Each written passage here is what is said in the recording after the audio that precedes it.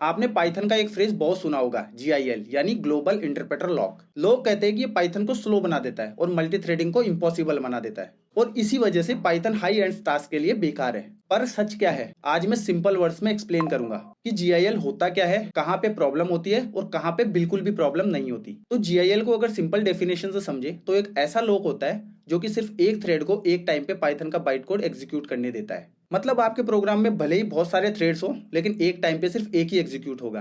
तो ये सुन के लगता है कि अरे यार फिर थ्रेड्स का फायदा क्या है, लेकिन जीआईएल का रीजन बहुत ही ज्यादा प्रैक्टिकल था। पाइथन का मेमोरी मैनेजमेंट थ्रेड सेफ नहीं था, तो एक ग्लोबल लॉक रखने से पाइथन सिंपल, स्टेबल और क्रैश फ्री हो गया, खासकर बिगनर फ्रेंडली हो गया। तो जब जीआईएल से इतने सारे फायदे होते हैं तो इसकी प्रॉब्लम क्या है? तो जीआईएल सिर्फ एक जगह प्रॉब्लम बनता है जहां पर हमें सीपीयू बाउंड मल्टी थ्रेडिंग करनी हो। मतलब अगर आपका कोड हैवी कैलकुलेशन कर रहा है जैसे इमेज प्रोसेसिंग, बिग लूप या फिर नंबर क्रंचिंग, और अगर आप सोच रहे हैं कि मल्टी थ्रेडिंग से स्पीड फास्ट हो जाएगी, लेकिन ऐसा नहीं होगा क्योंकि जीआईएल एक बार में सिर्फ एक ही थ्रेड को रन होने देगा। इसीलिए लोग कहते हैं कि पाइथन स्लो है, लेकिन अगर हम समझें तो ये लिमिटेशन पाइथन की नहीं बल्कि जीआईएल की है। ये प्रॉब्लम होने के बाद भी एक इंटरेस्टिंग फैक्ट ये है कि 90% लोगों को जीआईएल से कोई भी प्रॉब्लम नहीं होती, क्योंकि जीआईएल आईओ बाउंड टास्क के लिए टोटली इररिलेवेंट है। जैसे कि कोई एपीआई कॉल करनी हो, किसी फाइल को रीड करना हो, डेटाबेस की क्वेरी चलानी हो, नेटवर्क आईओ हो या फिर वेब स्क्रैपिंग, इन सब के अंदर मेन प्रोग्राम वेट करता है जिससे कि सीपीयू के ऊपर लोड नहीं पड़ता, और पाइथन बैकग्राउंड में थ्रेड्स को स्विच कर देता है जिससे कि प्रोग्राम स्मूथ चलता है। इसलिए हमारे फ्लास्क, जेंगो या फास्ट एपीआई के थ्रेड्स परफेक्टली फाइन काम करते हैं। तो जीआईएल की वजह से पैनिक सिर्फ उन लोगों को होता है जो कि सीपीयू हैवी काम करते हैं। तो जीआईएल पाइथन के साथ टाइटली कपल है,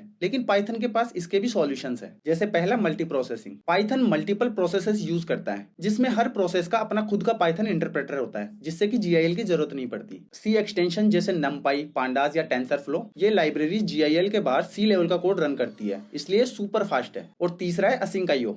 तो आईओ टास्क के लिए एसिंक्रोनस एग्जीक्यूशन जीआईएल से इंडिपेंडेंट होती है। तो मतलब पाइथन ने सभी प्रॉब्लम्स का वर्कअराउंड ऑलरेडी दे दिया है। तो अब सवाल यह है कि जब जीआईएल से इतनी सारी प्रॉब्लम्स होती है तो पाइथन में से जीआईएल को हटा क्यों नहीं दिया जाता? तो इसका सिंपल आंसर यह है कि जीआईएल को हटाते पाइथन की स्टेबिलिटी, स्पीड और बैकवर्ड कंपेटेबिलिटी टूट जाएगी। मतलब हमारे सारे प्रोजेक्ट्स फैल जाएंगे, सारी सी लाइब्रेरीज ब्रेक हो जाएगी और पूरा इकोसिस्टम वापस से रीराइट करना पड़ेगा। और इतना सब कुछ करने के बाद उसका कोई ज्यादा फायदा पाइथन यूजर्स को नहीं मिलेगा। तो इसीलिए जीआईएल पाइथन में अभी तक बना हुआ है। तो चलिए फटाफट से आज की वीडियो को समराइज करते हैं। जीआईएल एक लॉक है जिससे कि CPU heavy multi threading slow हो जाता है। इसका आईओ टास्क पर कोई इंपैक्ट नहीं पड़ता। मल्टी प्रोसेसिंग और सी लाइब्रेरीज जीआईएल को बाईपास कर देती है। तो हम अगली वीडियो में पता करेंगे कि पाइथन स्लो क्यों है, क्या इसका कोई और भी कारण है जीआईएल के अलावा। तो आज के लिए सिर्फ इतना ही। तो अगर आपको वीडियो इन्फॉर्मेटिव लगी तो इसको लाइक कीजिए, आपके कुछ सवाल है तो कमेंट कीजिए, और ऐसे ही नॉलेजेबल वीडियोस के लिए चैनल को सब्सक्राइब कीजिए।